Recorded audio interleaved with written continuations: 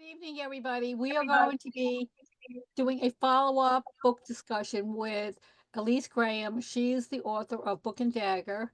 She's also a professor at the Stony University of Stony Brook, and she's going to give us a few words about her book, and then we'll have some time for questions and answers. Then, okay. So, welcome, Elyse.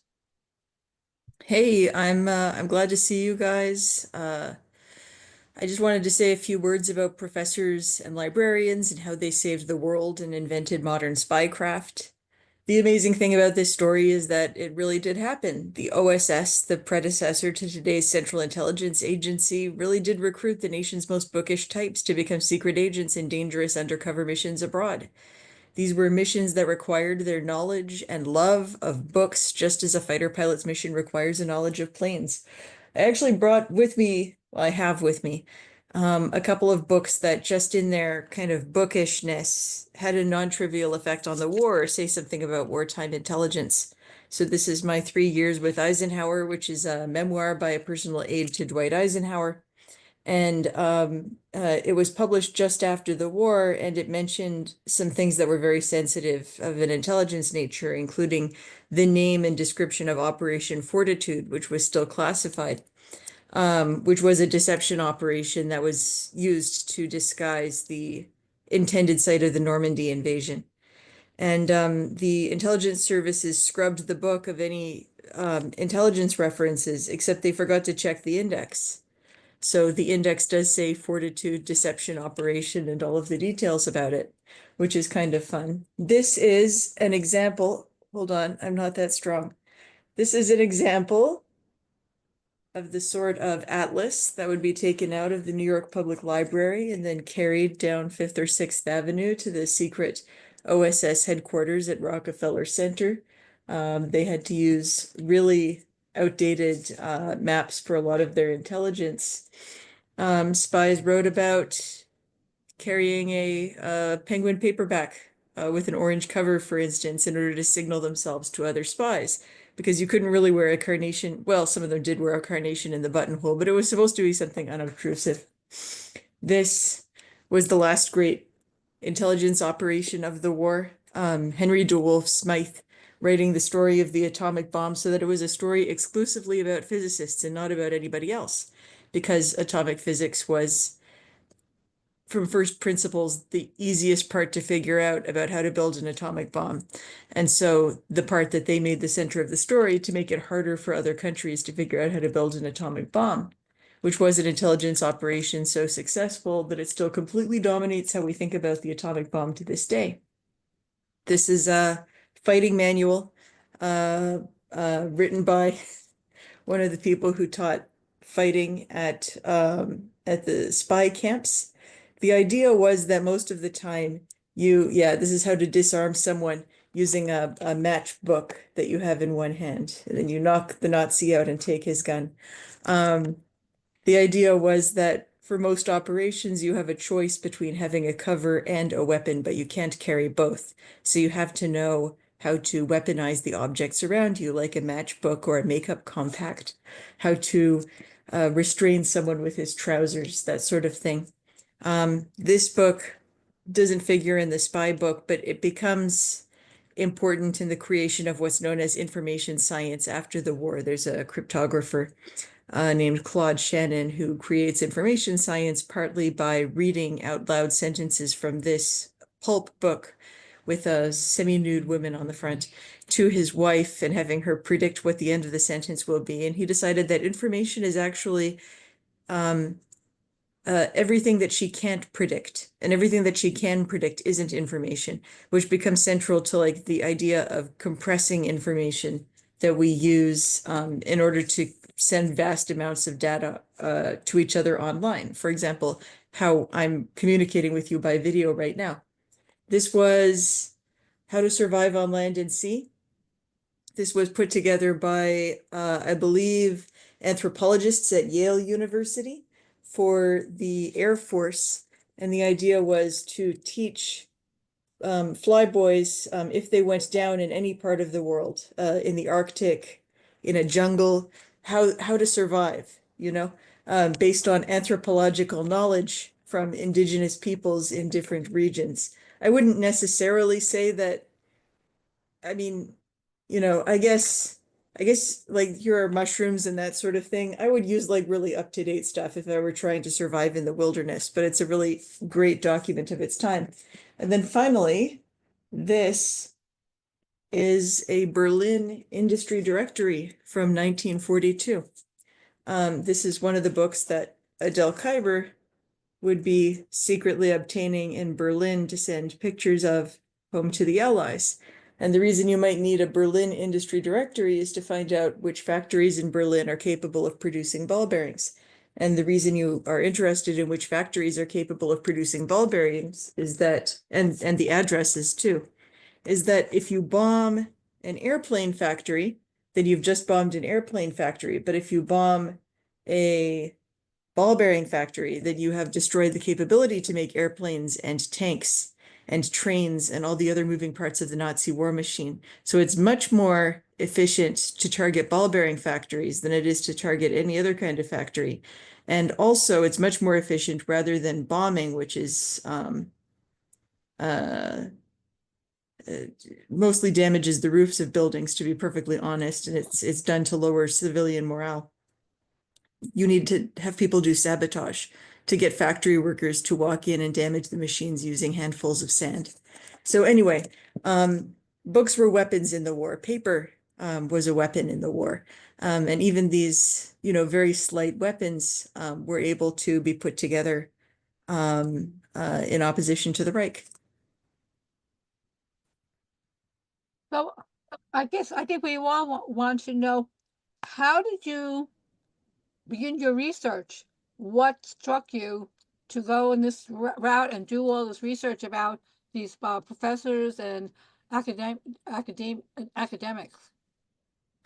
I've been writing about universities for a long time, and I became curious about why. Uh, People who graduated, people who were recruited into the CIA in the 1950s and 1960s came from departments of literature and history. And it turned out it was because their professors had been spies during the war. They still had CIA connections. And you had indicated that Yale seemed to be a hotbed of the spy movement. There were a lot of, I mean, the entire Yale English department, I mean, I'm exaggerating a little bit, but there were a lot of universities in which I would suggest a positive majority of the professors were involved in intelligence in one way or another, and Yale was certainly one of them. But Yale had secrets that it kept even from itself. Joseph Curtis, who was a Yale literature professor, sorry, that's my dog. He's mad at me because he got a bath. Um, I Yale literature professor who went to Istanbul to do spycraft during World War II. Yale didn't know that he went to Istanbul to do spycraft. They thought that he was actually performing his cover job, which was to collect books for the Yale Library. So when he came back and he hadn't done any publishing, he almost didn't get tenure. Somebody from the CIA had to call them and be like, hey, we can't tell you what he did in the war, but you got to give this guy tenure, which he got. And he had a very happy career teaching Renaissance literature at Yale.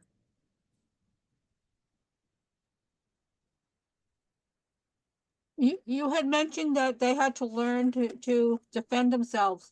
Were there really any incidents where like someone lost their life? Yeah. Yeah, a lot of people lost their lives. Not just agents of the OSS, but agents of the SOE, which was one of the British equivalents.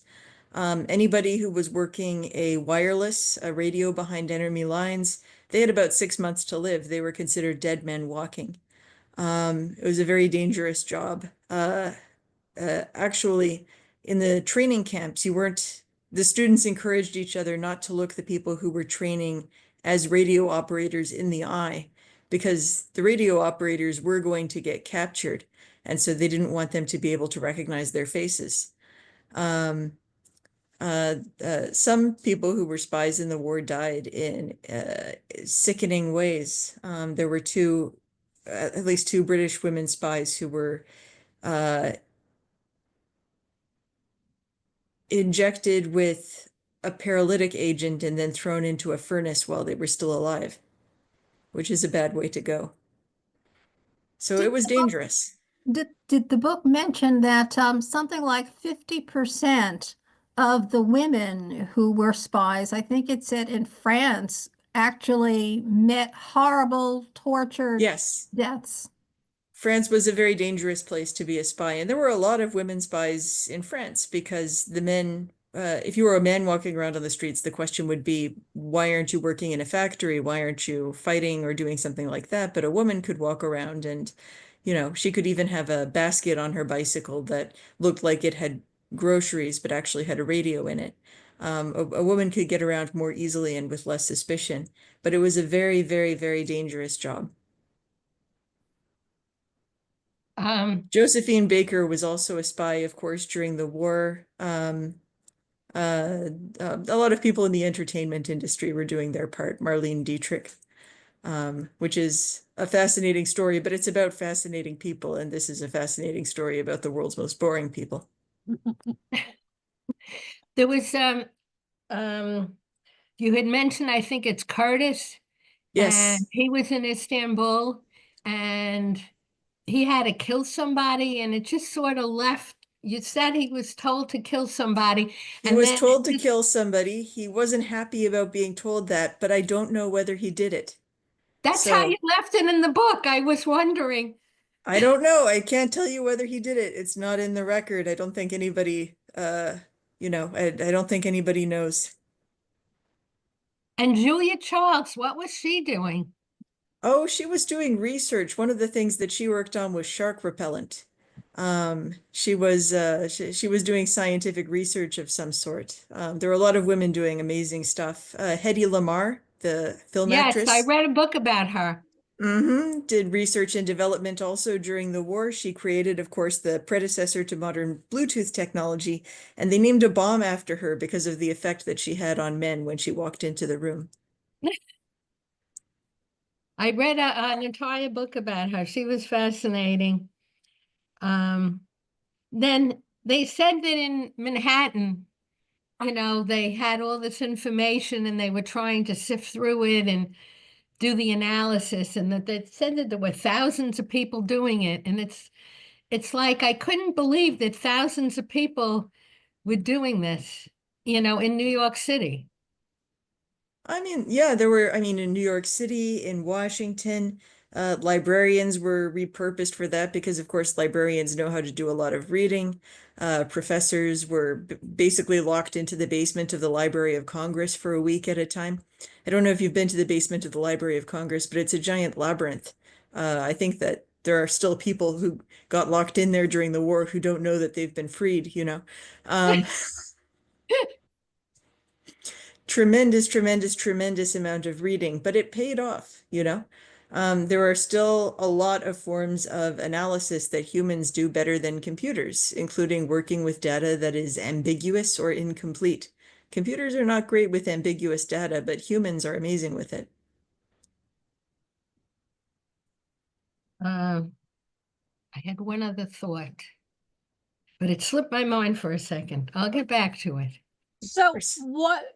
I'm not sure what was the first thing that you came across that set you on off doing the research for this book? Oh gosh. I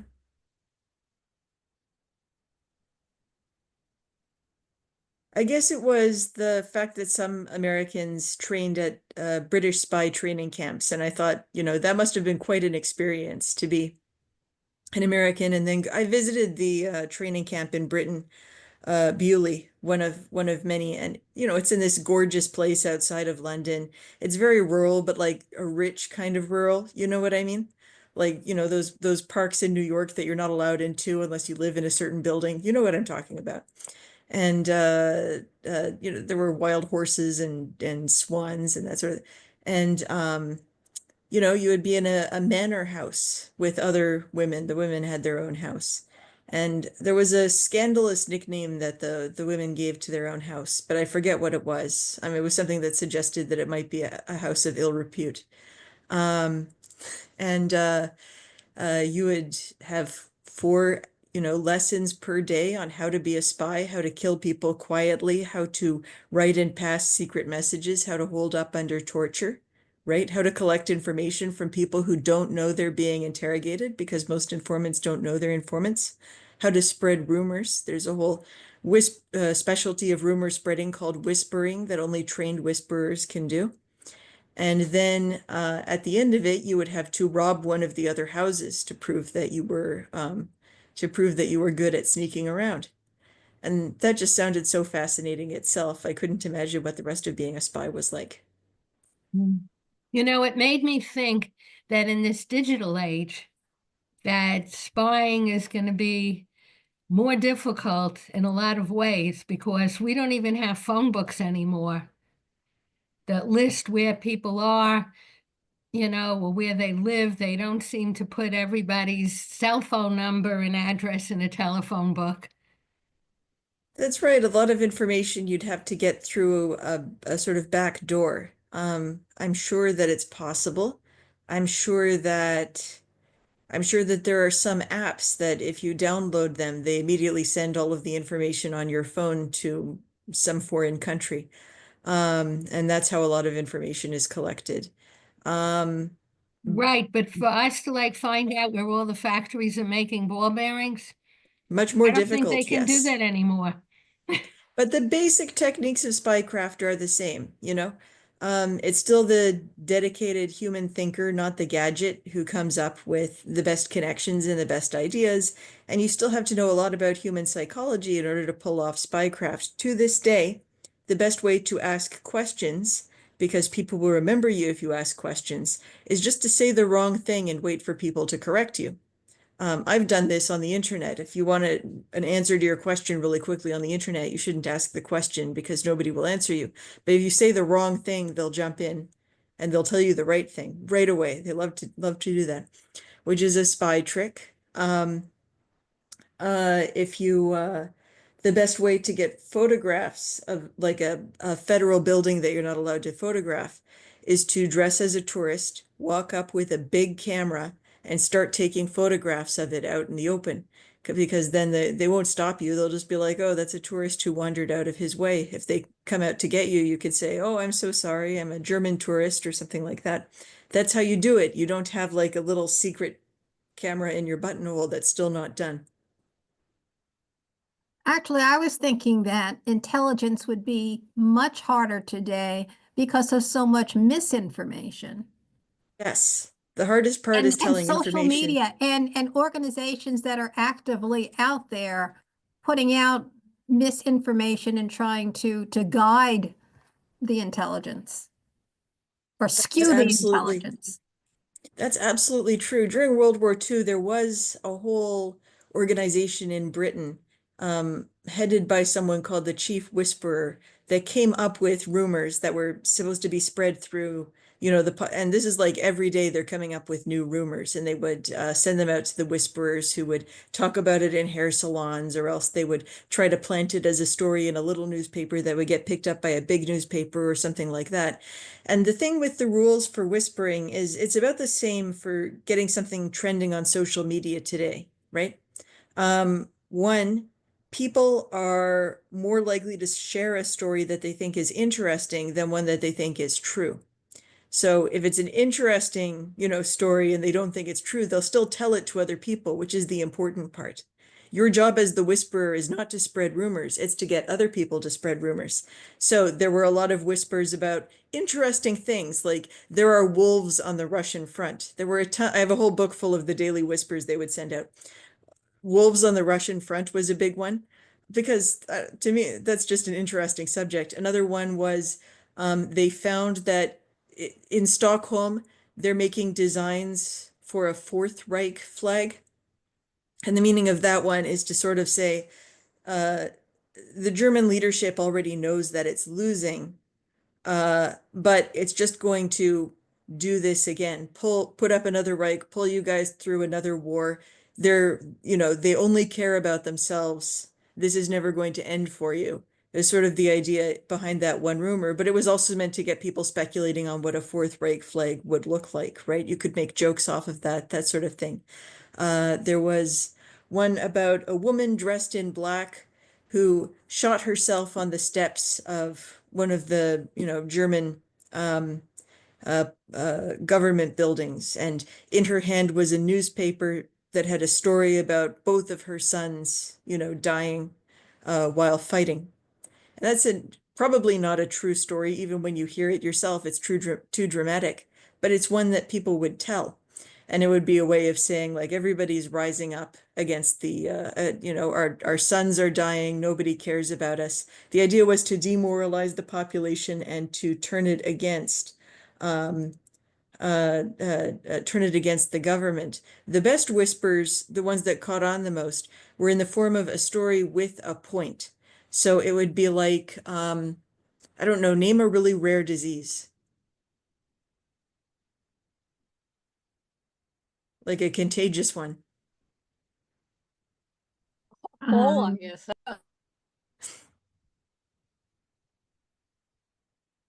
Like, what about One's Ebola? in Africa.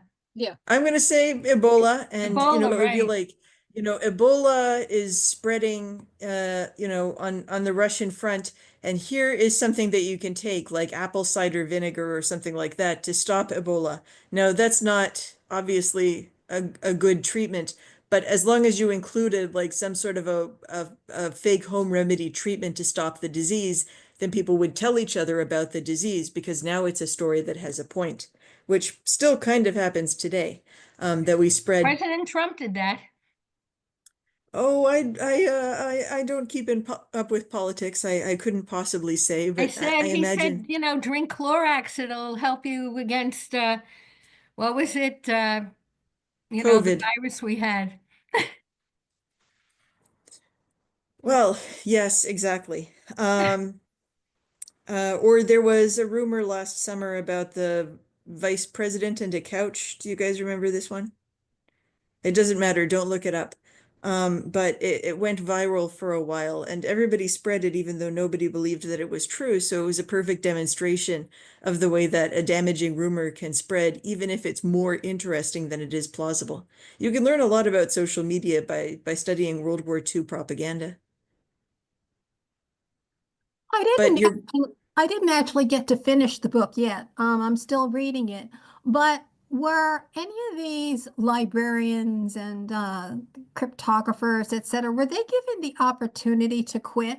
Because I'm always fascinated by people who sort of commit themselves to these dangerous line. Is it bravery? Is it patriotism? Is it naivete? But were they given it after they finished with the camp, for example, the boot camp in what was it, Maryland? Were they given the opportunity to say, this isn't for me, I want out? during the training camp, and even at the end of the training camp, they could say, I want out, and you can't make someone a spy against their will. You know what I mean? They're not going to do a very good job. There were instances where people who were retraining to go back into occupied Europe after having escaped from it broke down during the training exercises because they had already been interrogated by the Gestapo and they couldn't hold up under a simulated interrogation, which makes perfect sense. They had PTSD, but they were sort of released from their training. But once you're out in the field as a spy, it becomes very, very, very difficult to quit because you are not really in touch with anybody. You are usually in a cell of 3 people. It's separate from everybody else. One of you is the radio person. One of you is the courier. You deliver messages to the resistance or to suppliers or whatever you need to whoever needs messages.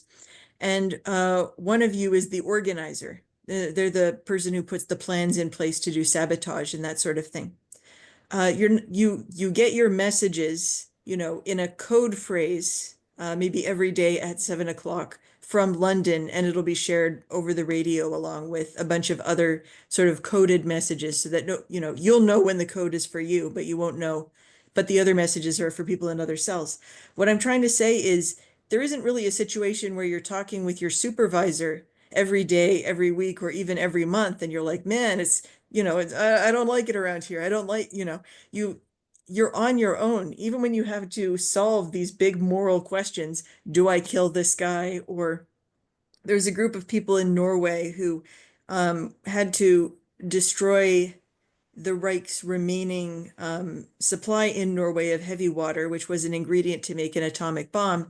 And in order to destroy what remained of that supply, they had to bomb a ferry.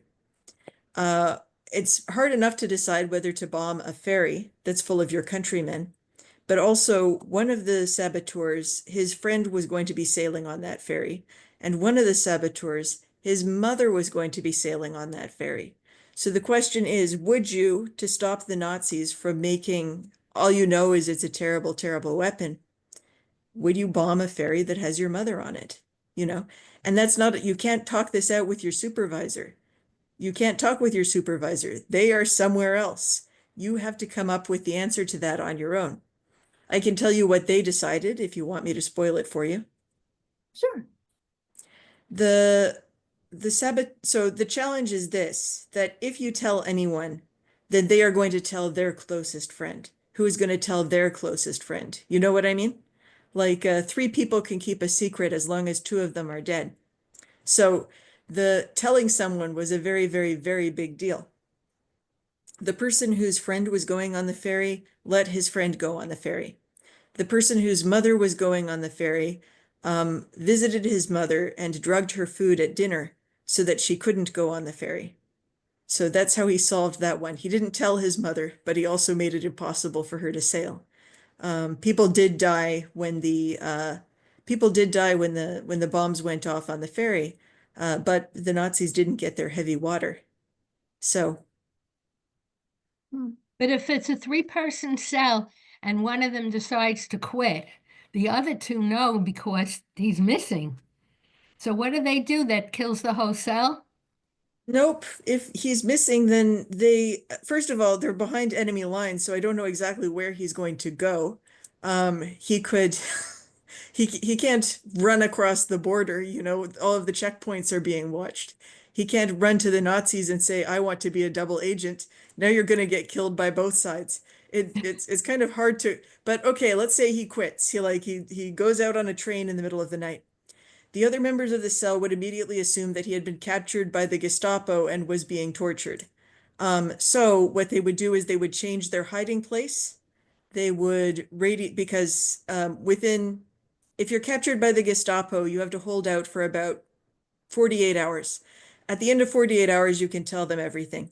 But you have to hold out for 48 hours because that's how long it will take the other members of your cell to change where they are. So you're not going to get rescued, but you have to like hang in there for that amount of time. Sometimes the Germans they knew that there was this rule. So sometimes they would change the numbers, change the hands on the clock to try to fool you, or they would get you super drunk to try to fool you. Sorry, that's my cat. Hello. Um, and then the wireless radio person would send a message to London or wherever headquarters was, saying, our person got captured. Can you send us another radio person or another courier or another organizer? You were kind of trained for everything, but based on your talents, people decided that you were good at one thing, and that was going to be your job. And the nice thing about working in this cellular way was that, people could get captured, people could get killed, but your cell would continue to operate.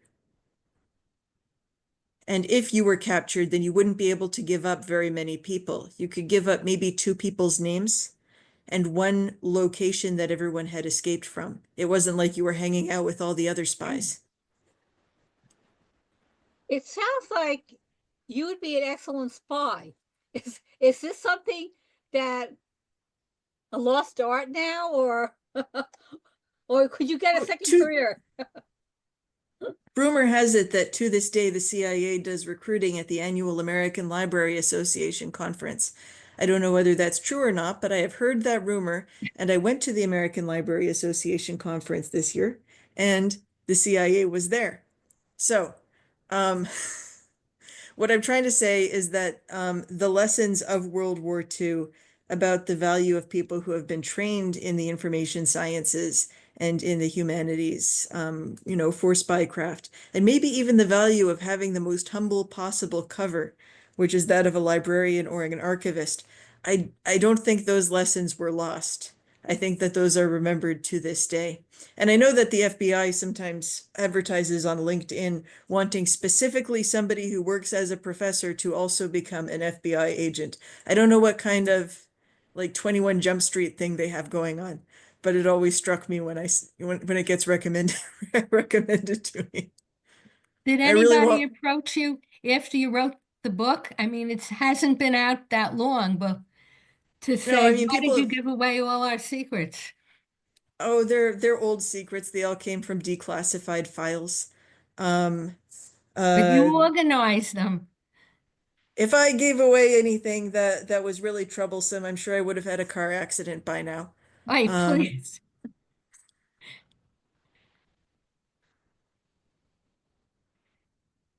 No, I know when my husband was in college, in order to make money, he had an advertisement in, I think it was Scientific American, and he said, "Send $1 and I'll give you recipes for explosives." To make oh, that's explosives. And some guy actually came to his door and spoke to his mother and saying, "Show me this, what your son is sending out to make sure that it's just common knowledge or, he words it properly." And this was back in I guess, the early 60s. oh, that is interesting. Okay, so he's just writing the anarchist cookbook and sending it to He you just know, had a oh, one-page thing, and we used to go to the movies on the dollars that came in. that's incredible these days. I'm pretty sure if you made a post like that on social media, you would have the FBI knocking at your door. Well, Although I I suppose said he had. somebody came, and even back then, Hmm. uh, Well, there you go. investigated as to what he was sending in the mail. I'm amazed that Scientific American was advertising it. That seems to me like that It would may open them not up have been to. Scientific American. It was some little magazine that people subscribe to. I forgot the name of it. Mm. Well, I think one of the things that they also knew from their training as librarians, for instance, is that libraries are, they're not just places to keep information. They're not just places to find information. They're places to hide information.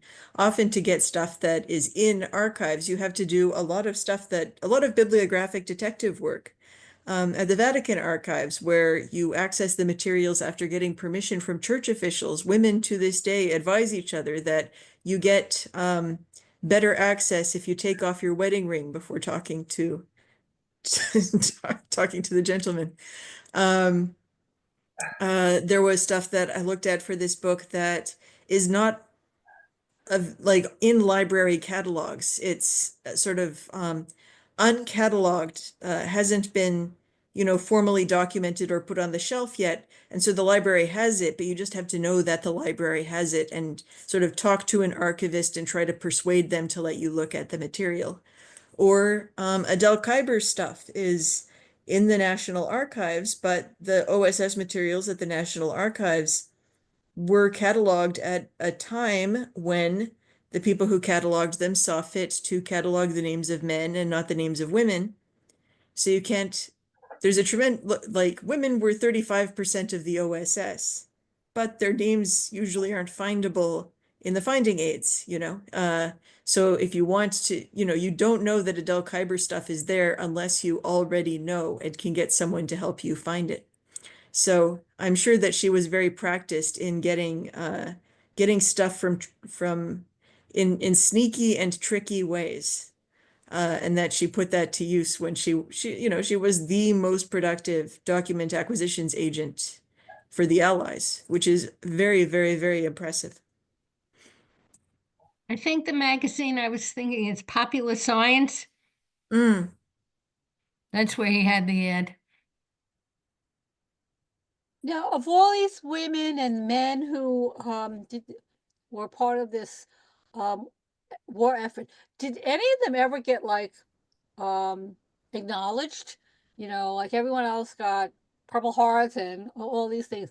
or was this still very hidden activity since you say it was a precursor of the CIA? Maybe they didn't want this information to be out there.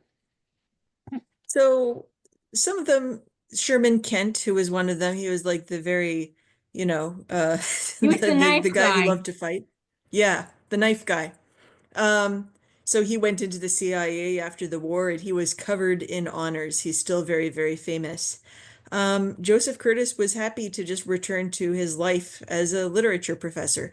Adele Kuyper was happy to just return to her life, traveling around Europe, uh, uh, uh, taking photographs of texts now, back home in a free Europe. I think part of it was generational. In England, there were laws that prevented people from talking about what they did during the war a lot of the time. But even in the United States, I think there might have been a generational disinclination to talk about the war. I certainly know that my grandparents were active during the war, one of them as a spy, and they really have been very reluctant to talk about any of it, even though they're legally allowed to.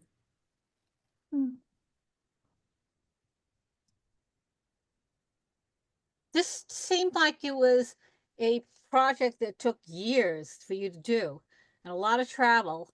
Um, was Yeah, that so I the went to case? Istanbul, which I enjoyed very much. Istanbul is also called Catstanbul, the city of cats, and there are very well-fed street cats all over the place. And which means that unlike New York, all of the pigeons stay well off the ground, right? So the cats don't get them. I went to Austria to look at the salt mine that they stashed all of those great works of art in. I had a great day visiting the salt mine. They had, the talk would be given in English and in Austrian. So they would give the Austrian section first, and everybody else on the tour would laugh at the joke. And then they would give it in English just for me, and everybody would wait politely for me to laugh at the joke, and then we could continue. Um, uh, uh, I went to Britain to take a look at the spy training camp there. I went to Stockholm. I tried to retrace their steps as best I could.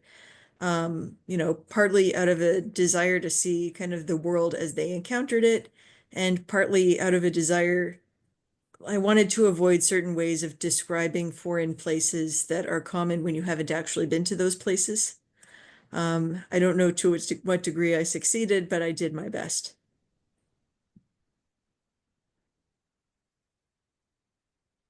Well, I'm curious though. You started doing this research. Did you think it was going to morph into a book that, Yes, I or knew just something from like, a lot of times books start as like dissertations. Obviously, you were well beyond that. Yes. So my book started as a book proposal. I mean, I had been writing about universities for a while.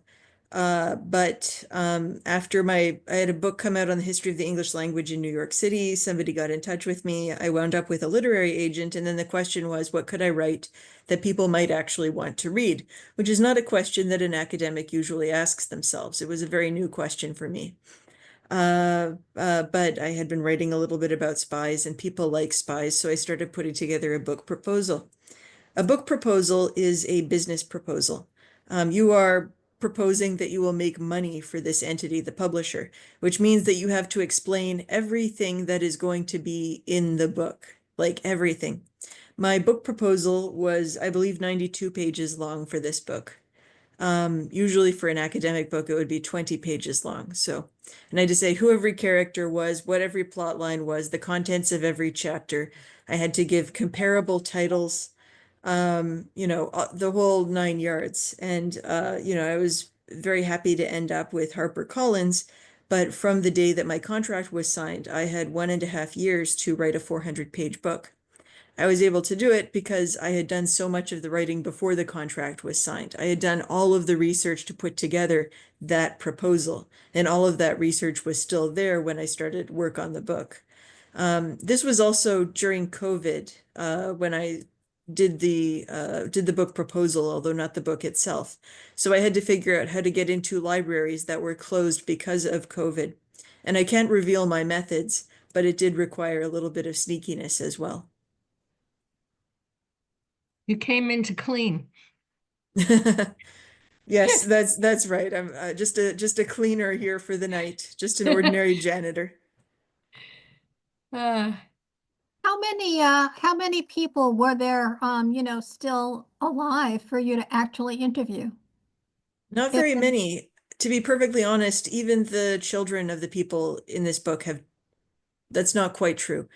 The surviving descendant that I spoke to of Sherman Kent is, I believe, in his 90s, to give you a sense of, um, uh, uh, which is to say, that I couldn't get information even from the children of the people involved.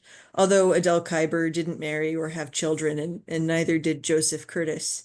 They were somewhat similar in that way. But uh, yeah, but people in academia leave a lot of papers behind. They write dissertations, and a dissertation is an autobiography in a certain sense. You're in your 20s, you're writing your first big book project. You want something that will explain yourself to yourself. So the saying is that a dissertation is an autobiography. So I treated their dissertations as I said, what was it that made Joseph Curtis so fascinated in these astrologer detectives in the early modern period? They were so romantic to him, right? Sherman Kent, who was writing about these irascible Frenchmen who were, writing scandalous newspaper columns and dying in unnecessary duels. That's very much a Sherman Kent sort of thing to do.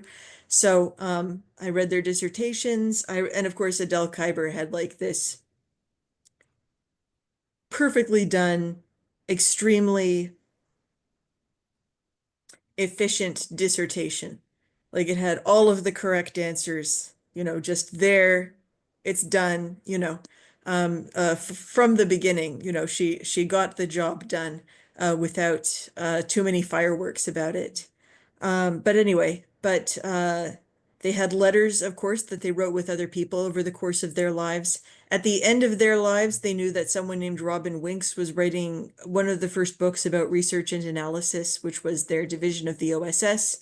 So they corresponded with him. And Robin Winks's papers are at Yale, so I was able to read those letters. Sherman Kent wrote a memoir, which was never published, but I got permission from his family to include text from his memoir.